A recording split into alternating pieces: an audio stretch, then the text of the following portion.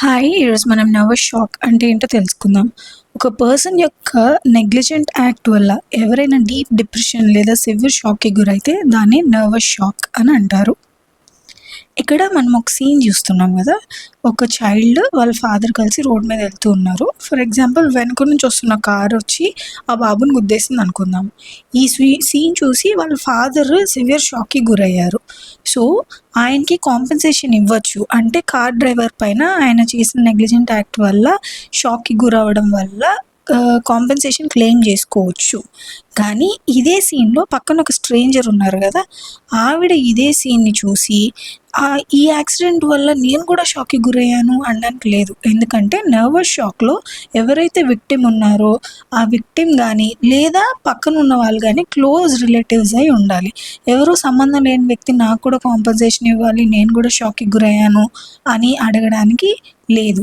ఇదే ఎగ్జాంపుల్‌లో ఇదే సీన్‌ని పక్కనున్న విండోలో నుంచి ఈ బాబు వాళ్ళ మదర్ చూస్తా ఉన్నారు అని అనుకుందాం. పక్కనున్న బిల్డింగ్‌లో ఉన్న విండోలో నుంచి.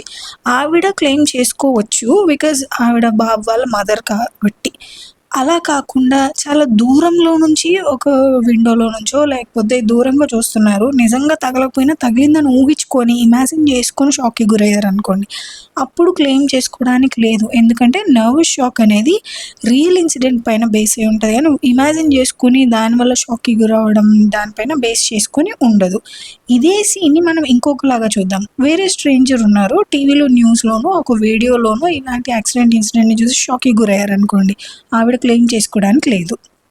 ఎప్పుడైనా నర్వస్ షాక్ అనేది సడన్ షాక్ అయి ఉండాలి. గ్రాడ్యుయల్ షాక్ కాదు. అంటే మొన్నెప్పుడో ఇన్సిడెంట్ జరిగింది. దాని గురించి బాధపడుతూ షాక్‌లోకి కొన్ని రోజుల తర్వాత ఎళ్తే దాన్ని నర్వస్ షాక్ అని అనరు.